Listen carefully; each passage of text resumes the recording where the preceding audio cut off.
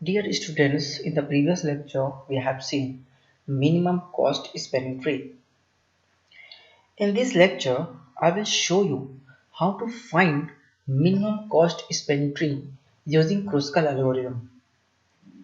Another algorithm is also available, Prim's algorithm. I will discuss later. Okay, let us start Kruskal algorithm. As you see, this is your graph. This is your graph. This graph is connected, weighted, undirected graph. After apply Kruskal algorithm, we will get minimum cost spanning tree. And other questions is, what is the weight of spanning tree? The weight of spanning tree, which is equal to sum of edge weight which are present in the spanning tree. We can see here 2 plus 4 plus 3 is equal to 9. These three properties should be satisfied to check whether this subgraph is spanning tree or not. Okay, let us start. Okay बच्चों, अब मैं जो भी बात करूंगा ना वो मैं एज की बात करूंगा, ठीक है। जैसे इस एज की बात करता हूँ, जो हमारे पास वर्टेक्स 4 है और जो वर्टेक्स 3 है, इनके बीच में जो एज है इसका वेट है आपका 2। तो मैं ऐसे भी लिख सकता हूँ, सेम 2 वर्टेक्स है और 3 वर्टेक्स है, इनके बीच में जो एज है उसका वेट 3 है, तो उसको मैं ऐसे भी लिख सकता हूँ। सेम जो हमारा वर्टेक्स 1 है, वर्टेक्स 3 है, इनके बीच में जो एज है इसका जो वेट है आपका 4 है, उसको मैं ऐसे भी लिख सकता हूँ, कोई दिक्कत नहीं होगी आपको। और यहाँ पे बताइए, आप वर्टेक्स 1 है, वर्टेक्स 4 है, इनके बीच में जो एज है वो आपका वेट जो गिवन है वो क्या है, 5 है। तो अब मैं ऐसे भी लिख सकता हूँ, सेम वर्टेक्स 1 है, वर्टेक्स 2 है, इसके बीच में जो एज वेट है वो 8 है, वो मैं ऐसे लिख सकता हूँ, कोई दिक्कत नहीं है। अब क्रुस्कल एल्गोरिथम को इम्प्लीमेंट करने के लिए आपको एक डेटा स्ट्रक्चर की ज़रूरत पड़ेगी। उस डेटा स्ट्रक्चर कोई भी यूज कर सकते हो, लेकिन सबसे अच्छा डेटा स्ट्रक्चर यहाँ पे है, क्योंकि हमें मिनिमम एलिमेंट चाहिए, क्योंकि हमें मिनिमम चाहिए ना, मिनिमम कॉस्ट स्पेनिंग ट्री हमें फाइंड करना है, यानी हमें मिनिमम वेट होगा, जिस एज का मिनिमम वेट होगा वो हमें चाहिए। तो हमें कैसे मिलेगा वो? तो सबसे अच्छा हम क्या करें, हम ही मीन हीप का यूज कर सकते हैं, क्योंकि मीन हीप में मैंने बताया था आपको कि जो मिनिमम वेट होगा, यानी जो मिनिमम एलिमेंट रहता है वो टॉप पे रहता है, यानी आपको कांस्टेंट टाइम लगेगा उसको डिलीट करने के लिए, ठीक है। तो मिनिमम मीन हीप का यूज कर सकते हैं, ठीक है। तो जब हम मीन हीप का यूज करेंगे तो हमारे पास ये होगा, आप जानते हो, क्योंकि ये मान लो ये हमारा 1 नोड है, दूसरा नोड है, तीसरा नोड है, चौथा, 5 नोड है हमारे पास। सबका आपका वेट गिवन है, 2 है, 3 है, 4 है, 5 है और 8 है। तो इसके अकॉर्डिंग जब आप बिल्ड हीप का यूज करोगे तो हमारे पास जो मीन हीप बनेगा वो ये बनेगा। देखो, आप मीन हीप मैंने पढ़ाया था तो उसमें आपको बताया था कि जो पेरेंट नोड होगा वो चाइल्ड नोड से क्या होगा, वो लेस देन होगा। ऐसे ही सेम यहाँ पे देख सकते हो, प्रॉपर्टी सेटिस्फाइड है, ठीक है। तो अब हम बात करेंगे, हमारा काम हो चुका है लगभग। तो इसके लिए बिल्ड हीप करने के लिए आपको जो टाइम लगता है, जो कॉम्प्लेक्सिटी लगती है, वो बीगो ऑफ ई टाइम लगता है, ठीक है। बीगो ऑफ ई टाइम, ई टाइम मैं क्यों बोल रहा हूँ, नंबर ऑफ एजेस, हो सकता है किसी एग्जाम्पल ले तो उसमें 10 एजेस हो, तो जैसे जैसे एजेस होंगे यहाँ पे बीगो ऑफ 5 होगा, क्योंकि 5 एजेस है, यहाँ पे बीगो ऑफ 5 होगा।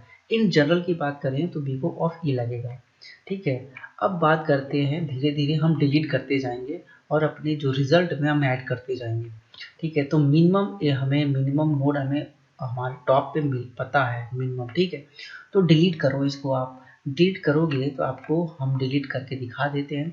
आपने डिलीट किया, टॉप पे आपको पता है वही था हमारे पास टॉप पे, तो दूसरा, ठीक है, 2 जिसका एज वेट क्या था, 2 था, वही टॉप पे था, उसको डिलीट किया आपने, डिलीट कर दिया और लगा दिया, ठीक है। फाइनली डिलीट करने के बाद जब हमारा जो मीन हीप है वो रिलैक्स होकर के, यानी फिर हीपीफाई होगा, मैंने बताया था आपको, हमारा जो लीफ नोड होता है वो टॉप पे जाता है, हमारा रूट का पोजीशन लेता है, फिर वो हीपीफाई होता है और फाइनली फिर पोजीशन में आ जाते हैं, ठीक है। तो ये हमारे पास नया अपडेट हो जाएगा। अब हमारा टॉप पे हमारे पास क्या है, अब हम यहाँ पे फिर मीन मीन को डिलीट करेंगे, ठीक है। मीन को डिलीट करोगे यानी मीन एक्सट्रैक्ट कर रहे हो, ठीक है। डिलीट करोगे तो हमारा यही तो है, यही तो है। फिर डिलीट होगा और हमारा रिजल्ट में ऐड होता जाएगा, ठीक है। डिलीट करो, हमने डिलीट किया और हमारा ऐड हो गया। फिर आप हिपिफाई करोगे, क्योंकि डिलीट करोगे तो हिपिफाई करना पड़ेगा, तो हिपिफाई करोगे आपको ये मिलेगा। अब टॉप पे हमारे पास मीन पड़ा हुआ है, मीन जो मिनिमम है, मीन कॉस्ट का जो वैल्यूज है आपको टॉप पे पड़ा है। फिर डिलीट करोगे, इसको डिलीट कर दो तो हमारे यही है, ठीक है, यही है। डिलीट होके हमारे पास हमारा रिजल्ट पे ऐड हो जाएगा। ऐड करा देते हैं, ऐड करा दिया आपने, ठीक है। और फिर मीन जो हमारा हीप है वो अपडेट हो जाएगा कुछ ऐसा, ठीक है, कुछ ऐसा हो गया, टॉप पे ये पड़ा हुआ है। अब आप यहाँ पे देख सकते हो हमारा मीन और जो हमारे पास जो मुद्दा, हमारा जो मकसद था, जो ऑब्जेक्टिव था, वो हमारा कंप्लीट हो चुका है। हमें हमें क्या निकालना था, मिनिमम कॉस्ट स्पेंडिंग पे निकालना था। हमें 3 प्रॉपर्टीज आपको मैं बताया था। क्या बताया था कि हमारे पास सारे वर्टेक्स को कवर करना चाहिए, पूरा वर्टेक्स कंटेंट कर लिया, नो प्रॉब्लम है। कनेक्टेड होना चाहिए, कनेक्ट कर लिया है सारे वर्टेक्स को, नो प्रॉब्लम। दूसरा क्या था कि इसमें v-1 एजेस लगने चाहिए।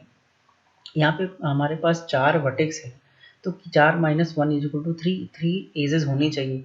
तो काउंट करो, 1 2 3 होनी चाहिए।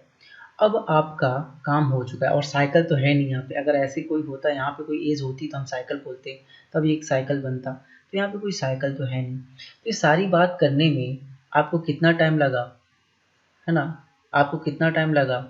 ये तो पहले लगा था व्यूड हीप करने में, ठीक है। और डिलीट करने में आपको पता है, डिलीट करने में आपको कितना टाइम लगता है, लॉग ई टाइम लगता है।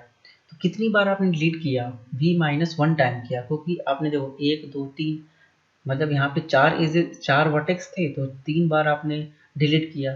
तो ऐसे ही यानी जितने एजेस रहेंगे उतनी डिलीट करना पड़ेगा।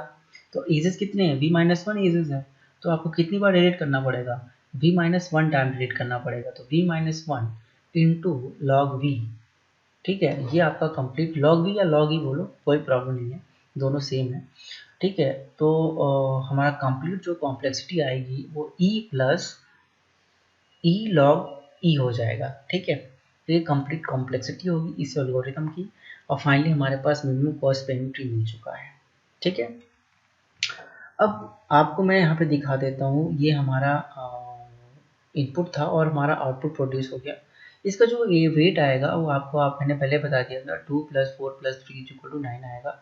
और ये प्रॉपर्टी सेटिस्फाइड होनी चाहिए। अगर आपको चेक करना है कि ये हमारा सब ग्राफ मिनिमम स्पेंडिचर है कि नहीं, मिनिमम कॉस्ट तो हम कॉस्ट देखना पड़ेगा ना, कॉस्ट की बात करेंगे तो, ठीक है। तो पहले तो हम स्पेंडिचर है कि नहीं वो चेक करना है, ठीक है। और आप बहुत सारे स्पेंडिचर बनेंगे तो उसमें से वही सिलेक्ट करना है जो इसकी कॉस्ट आपको मिनिमम हो। तो हमने बना दी, हमारा एल्गोरिथम यूज़ किया और जिस एल्गोरिथम से हमने बना दिया आपके पास मिल चुका है मिनिमम कॉस्ट स्पेंडिचर।